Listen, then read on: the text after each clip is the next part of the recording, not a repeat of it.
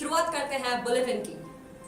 Corona संक्रमण chain तोड़ने में कोरोना कर्फ्यू से मिली सफलता के मद्देनजर सरकार और प्रशासन फिलहाल रिस्क लेने के मूड में नहीं है, क्योंकि एक दिन की भी ढील महीनों की मेहनत पर पानी फेर देगी। लिहाजा 15 मई की दोपहर कलेक्ट्रेट सभा कक्ष में हुई आपदा प्रबंधन समिति की बैठक में लॉकडाउन 24 मई तक बढ़ा दिया गया है।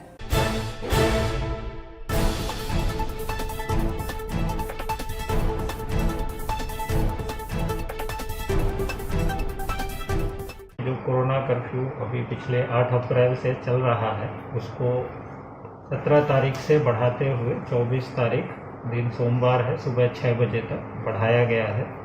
कुछ सहूलतें इसमें आगे आगामी जो कृषि का सीज़न है उसको देखते हुए दी जा रही हैं। तो खाद बीज का सामान लेने के लिए, कृषि उपकरण आदि के लिए कृषकों को उसमें ढील दी जाएगी। 15 मई को अपराह्न कलेक्ट्रेट सभा कक्ष में कलेक्टर सौरभ सुमन की अध्यक्षता में क्राइसिस मैनेजमेंट कमेटी की बैठक कोरोना से जारी जंग में अहम फैसलों के नाम रही। बैठक में जिला भाजपा अध्यक्ष विवेक बंटी साहू सहित कमेटी मेंबर्स व अधिकारी मौजूद थे।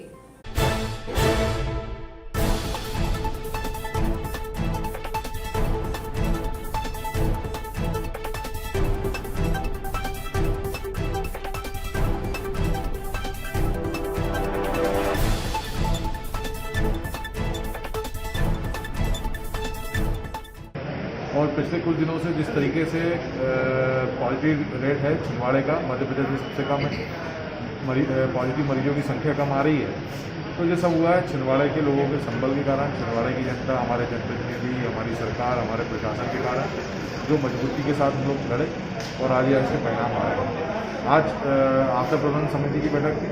शासन के द्वारा प्रस्ताव था कि लॉकडाउन एक हफ्ते फिर से बढ़ाया जाए, तो इस प्रस्ताव को हमारी आपदा प्रबंधन समिति के सभी सदस्यों ने स्वीकार किया और निश्चित तौर पे अगर एक हफ्ते लॉकडाउन बढ़ता है तो इसका लाभ होगा और इस कोरोना से हम लोग संक्रमित होने से बचेंगे। जिला भाजपा अध्यक्ष विवेक बंटी साहू ने बताया कि देश और राज्य की सरकार जनहित में हर व्यवस्था के लिए तत्पर है। गरीब तबका हो, मध्यम वर्गीय परिवार या किसान, सभी का पूरा ख्याल रखा जा रहा है। आगामी दिनों में राशन और खाद बीज आदि के लिए भी कार्य योजना तैयार है। भारतीय जनता पार्टी की तरफ से 2-3 मांग की गई, जिसमें सबसे महत्वपूर्ण मांग है कि आगे आने वाला समय बोनी का समय है और इस बोनी के समय में किसानों को खाद बीज मिल जाए, कृषि उपकरण मिल जाए, कृषि उपकरण रिपेयरिंग का उनको मिल जाए, साथ ही साथ ट्रैक्टर वगैरह जो कृषि में काम आते हैं उनके पार्ट्स मिल जाए, उनका रिपेयरिंग का काम हो जाए, ये सबसे महत्वपूर्ण है। दूसरा, गांधीगंज का जो अनाज मंडी है, गल्ला मंडी है, अनाज मंडी गल्ला मंडी जो है वो सुबह 7 बजे उसको खोलने का समय है। उसके समय को लेकर के हमने प्रशासन से मांग की कि 11 बजे के बाद खोले, क्योंकि जो ग्रामीण क्षेत्र से उस जिले के दूसरे कोने से जो लोग आते हैं खरीदी बिक्री करने, उनको परेशानी होती है। तीसरा हमारा ये था कि आज लगभग 40-45 दिन हो गए कोरोना से लॉकडाउन लगा है, तो बहुत सारी जगह किराने की सामान की उपलब्धता नहीं होती, बहुत सारे लोग होम डिलीवरी से सामान नहीं बुलवा पाते, तो उनके लिए कुछ शासन ऐसा गाइडलाइन बना दे कि हर मोहल्ले की या किसी एक एरिया की किराने की दुकान कुछ समय के लिए खुले। तो हम लोगों ने माननीय कलेक्टर महोदय से बातचीत रखी है, आगे वो उस पर बातचीत करके प्रशासन के और अधिकारी से बातचीत करके निर्णय लेंगे। साथ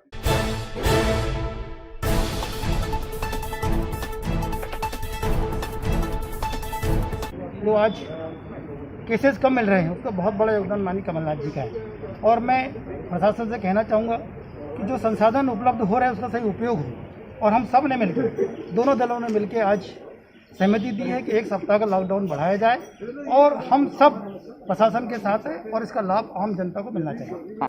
पूर्व सीएम कमलनाथ एवं सांसद नकुलनाथ कोरोना संकट काल में जिले की जनता के लिए इलाज में जरूरी दवा इंजेक्शन के साथ वेंटिलेटर्स और ऑक्सीजन सिलेंडर्स की उपलब्धता बनाए हुए हैं। 15 मई को ऑक्सीजन के 40 जंबो सिलेंडर्स की एक और खेप छिंदवाड़ा पहुंची। इनमें से 15 मरवाड़ा, 10 हर्रई, 10 सिंगोड़ी और 5 बटका खापा स्वास्थ्य केंद्रों के लिए प्रदान किए गए हैं। कल पुनः हमारे लाडले नेता माननीय कमलनाथ जी, हमारे सांसद माननीय नकुलनाथ जी के माध्यम से, हमारे विधायक सम्माननीय कमलेश साय जी के अथक प्रयासों से हमारे अमरवाड़ा विधानसभा क्षेत्र को और हर्रई को 45 सिलेंडर पुनः उपलब्ध करवाए गए हैं। उसके लिए ब्लॉक कांग्रेस कमेटी उनको बहुत बहुत धन्यवाद देती है। माननीय कमलनाथ जी, माननीय नकुलनाथ जी हमेशा राजनीति से ऊपर उठकर काम कर रहे हैं। वो हमेशा ये नहीं देखते कि ये किस पार्टी का व्यक्ति है, किस पार्टी का नेता है। जो भी सहयोग भारतीय जनता पार्टी के लोग हों चाहे कांग्रेस के लोग हों। कलेक्टर सौरभ सुमन ने चौरे विधानसभा क्षेत्र के चांद में 30 बेड वाले कोविड सेंटर को अप्रूवल दे दिया है। तो इधर पूर्व सीएम कमलनाथ की ओर से 10 जम्बो ऑक्सीजन सिलेंडर और 30 लाख कीमत की 5 ऑक्सीजन मशीनें भी प्राप्त होने से हालात पर पूरी तरह नियंत्रण पाने में सहूलियत होगी। यहाँ पे अभी 2 दिन पहले कलेक्टर महोदय जी आए थे। उन्होंने यहाँ पे 30 बेड्स प्रोवाइड करने के लिए उन्होंने आदेश दिए गए हैं जो अभी बनने वाले हैं। हमारे मध्य प्रदेश के पूर्व मुख्यमंत्री माननीय कमलनाथ जी और हमारे युवा सांसद माननीय नकुलनाथ जी लगातार इसकी मॉनिटरिंग कर रहे हैं। और मैं तो ये कहना चाहता हूँ कि हमारे छिंदवाड़ा जिले की जनता के लिए उन्होंने एक मसीहा बनकर के काम किया। चाहे ऑक्सीजन के रूप में उन्होंने टैंकर भिजवाया, उन्होंने रेमडेसिविर इंजेक्शन की यहाँ बहुत अधिक पूर्ति की, फेविफ्लू टैबलेट की पूर्ति की, और साथ में हमारे जिला में जो स्वास्थ्य सुविधाएं उपलब्ध होना चाहिए जो कि आम जनता के लिए एक बहुत ज़रूरी चीज़ थी, उसमें भी उन्होंने पूरा ध्यान दे करके इस चीज़ की व्यवस्था बनाई। इसके लिए मैं पूरे चौरी विधानसभा क्षेत्र की जनता की ओर से उन्हें बहुत बहुत धन्यवाद देना चाहता हूँ। साथ में जब जैसे ही हमें पता लगा कि वो ऑक्सीजन सिलेंडर भिजा रहे हैं तो हम सब लोगों ने उनसे मांग किए और हमारे चौरी विधानसभा क्षेत्र को 35 जंबो सिलेंडर और 24 मिनी सिलेंडर उन्होंने तुरंत प्रदान किए, जिसको हमने तीनों हमारे जो CHC हैं चौरई, चांद, बिछुआ, इनमें ला करके हमने रखे ताकि यहीं के लोगों को उसका पूरा लाभ प्राप्त हो सके। तामिया साजकुई के मलार ढाना में चूक किस ओर से हुई यह तो जांच के बाद ही पता चलेगा, लेकिन उससे पहले तिल का ताड़ बन चुका है। जहां कांग्रेस राज्य सरकार की व्यवस्थाओं पर आरोप जड़ रही है तो दूसरी ओर आदिवासी समाज में भी घटना का विरोध मुखर हो रहा है। सर्व आदिवासी समाज संगठन की छिंदवाड़ा इकाई ने प्रशासन को ज्ञापन सौंपकर तहसीलदार तामिया और कार्रवाई के दौरान घायल महिला TI पर सख्त धाराओं के तहत कार्रवाई की मांग की है। इसका विरोध किया। थानेदार ने लात जूते से सब महिलाओं को मारने लगी। अंदर की चिल्लाहट सुनकर बाहर खड़े लोगों तक आवाज़ आई तो लोग पूछने लगे क्या हुआ। तब महिलाओं ने घटना की जानकारी मिलने पर लोगों ने थानेदार को समझाने का प्रयास किया, लेकिन थानेदार गाली गलौज मारपीट करती रही और उल्टी गांव वाले सीधे साधे आदिवासियों पर मारपीट एवं बलवा का प्रकरण बनाया गया। राष्ट्रीय हिंदू सेना अध्यक्ष यमन साहू के नेतृत्व में पुलिस के जवानों को कोरोना संक्रमण से बचाने के लिए जंगली लहसुन का तेल वितरित किया गया। कोविड संक्रमण के आपदा काल में समाज सेवी संगठनों ने कई अहम सेवाओं का जिम्मा उठा रखा है। कोई भोजन वितरण में जुटा है तो कोई सैनिटाइजेशन में। कुछ संगठन मुसीबत के समय ऑक्सीजन और दवा भी उपलब्ध करा रहे हैं। इस क्रम में राष्ट्रीय हिंदू सेना के यमन साहू तथा समर्थकों द्वारा जंगली लहसुन का तेल पुलिस के जवानों को प्रदान किया। यह तेल एक तरह का नोजल आयुर्वेदिक नुस्खा है जो काफी असरदार बताया जा रहा है। राष्ट्रीय हिंदू सेना द्वारा पुलिस कर्मियों को जगह जगह जाके, हर चेक पोस्ट में जाके, थाने में जाके, पूरे जिले भर में राष्ट्रीय हिंदू सेना द्वारा निःशुल्क ऑक्सीजन अमृत धारा, ऑक्सीजन बढ़ाने की एक अमृत धारा है जो आदमी 2-3 मास्क लगा के कंटिन्यू तकलीफ होती है ऑक्सीजन लेने में, उन्हें लगाने पे लगभग 2 घंटे 3 घंटे रिलीफ मिलता है और लहसुन का तेल वितरण किया जा रहा है। जिसको भारतीय संस्कृति और संस्कारों में संयुक्त परिवार परंपरा का एक विशेष योगदान रहा है। नए दौर में बागबा और अपने तो अपने होते हैं जैसी शानदार फिल्में जो संदेश ना दे पाई, वो कोविड संकट काल में लोगों को समझ आया है। विश्व परिवार दिवस पर भारतीय संस्कारों पर गर्वानुभूति के साथ एक नजर कुछ परिवारों पर।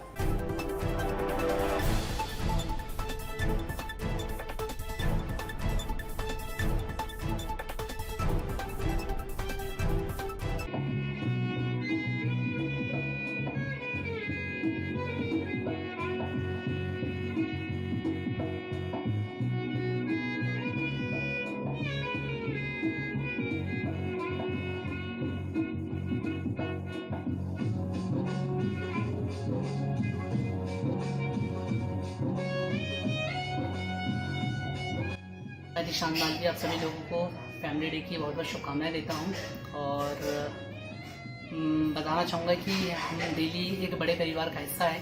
लगभग 32 मेंबर हमारे साथ में रहते हैं परिवार में और हमारे सभी डिसीजन घर के बड़े बुजुर्ग लेते हैं और अमूमन हम एक ही घर की छत के नीचे रहते हैं और हम डेली की तरह इसी तरह सेलिब्रेट करते हैं। हमारे लिए हर डे एक फैमिली डे होता है। अभी के समय में ये न्यू जनरेशन चल रही है, इसके हिसाब से अभी फैमिलियाँ काफ़ी अलग अलग इसमें रहती हैं, लेकिन हमारी फैमिली एक ऐसी जो शिव मंदिर बड़कुआ गुलाबरा मालवी फैमिली, ये फैमिली एक ऐसी है जहाँ पर सभी मतलब हमारे फैमिली में 32 मेंबर हैं जो सभी साथ में रहते हैं। जॉइंट फैमिली का हिस्सा है हम लोग और हमारी फैमिली में हर कोई मतलब हमारी फैमिली में बहुत प्यार है। जैसा कि हम लोग एक संयुक्त परिवार में रहते हैं, उसकी एक अपनी एक अलग ही इसकी एक मर्यादा है और जहाँ सारे लोग छोटे बड़े मिलकर एक संयुक्त परिवार में अपना जीवन व्यतीत करते हैं, उसका आनंद ही कुछ और होता है। चाहे वो त्यौहार हो या और भी कोई सुख दुख, सभी मिलकर सहयोग करते हैं और एक परिवार को भली भांति एक दूसरे को समझकर इस परिवार को चलाते हैं। विश्व परिवार दिवस के उपलक्ष्य में आज परिवार दिवस की सभी को बहुत बहुत बधाई। हमारा भी बहुत बड़ा परिवार है और परिवार में सभी लोग बहुत अच्छे से रहते हैं।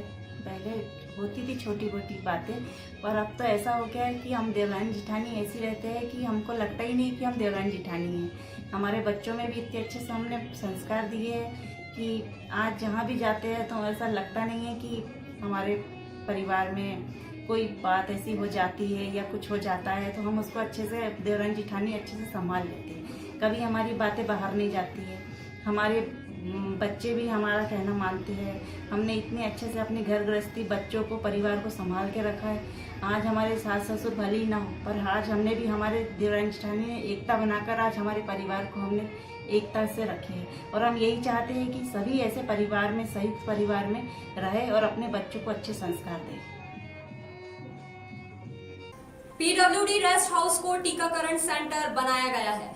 कोविड टीकाकरण अभियान के अंतर्गत जिला अस्पताल से स्थल परिवर्तन कर पीडब्ल्यूडी रेस्ट हाउस को वैक्सीनेशन सेंटर बने 2 महीने पूरे होने को है, लेकिन व्यवस्था के नाम पर भरी गर्मी में स्टाफ पंखों के बिना काम करने को मजबूर है।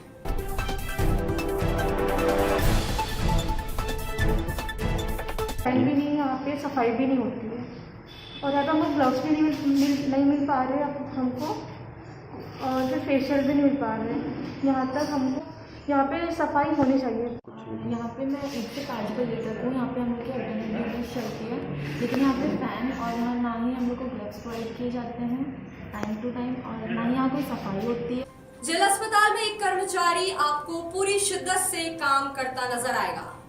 कोविड काल में तो निर्धारित कामकाज के बाद भी यह कर्मचारी आपको खाली बैठा ना मिलेगा।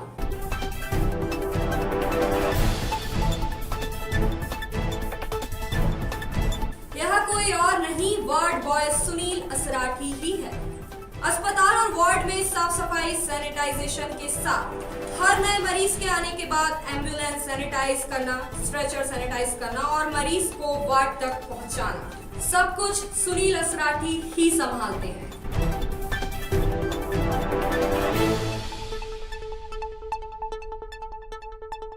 हमेशा सैनिटाइज करते हो क्या? हाँ, करते हैं प्रतिदिन। कौन कौन से वार्ड में करते हो आप? सभी वार्ड पे। सभी वार्ड में? हाँ। अच्छा, मतलब कितने मिनट का सैनिटाइजर रहता है आपके?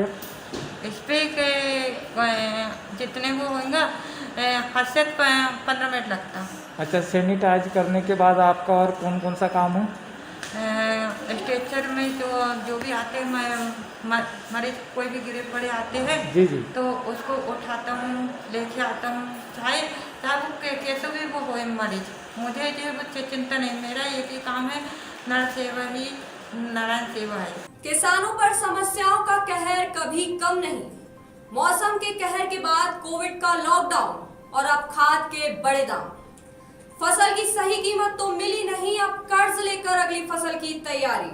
बताओ, खाद क्या रेट थी पहले और अभी क्या रेट है? पहले 1250 की लेते थे, अब 1900 1950 की हो गई है, इसलिए हम गोबर खाद यूज कर रहे हैं। क्या चाहते हो आप सरकार से, क्या बोलना चाहते हो, क्या होना चाहिए? कि खाद का दाम कम करे। उससे क्या होगा? उससे किसान लोग ले सकेंगे। पहले जैसा 1250 थी पहले, अब 1900 हो गई है, तो किसान लोग नहीं ले पाएंगे अब गोबर खाद। क्या नाम आपका? राकेश यदुवंशी। कहाँ से आए? 4 गाँव से। आपने खाद लिए हो नहीं लिए? नहीं लिए। क्यों नहीं लिए खाद आप? महंगी कर। कैसे महंगी? 1300 की मिला तो ये वो 1950 की दे रहा है, कहाँ ले लेंगे? अभी मतलब रबी सीजन में 700 मतलब 1200 रुपये का था और वो खरीफ सीजन में 700 रुपये बढ़ के 1900 रुपये हो गया। तो ऐसी स्थिति में किसान पूछ परख ज़्यादा कर रहा है, ना कि वो उसको अभी खरीद रहा है।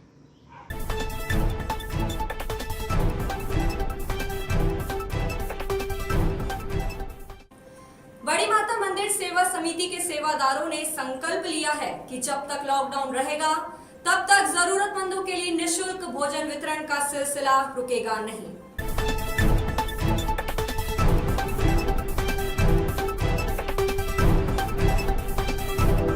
ऐसा पता लगा था कि लॉकडाउन जो है वो 17 तारीख को खुलने वाला है, इसलिए बड़ी माता मंदिर समिति ट्रस्ट ने यह तय किया था कि 16 की रात तक हम भंडारा चलाएंगे और 17 से हमारा भंडारा का समापन कर देंगे।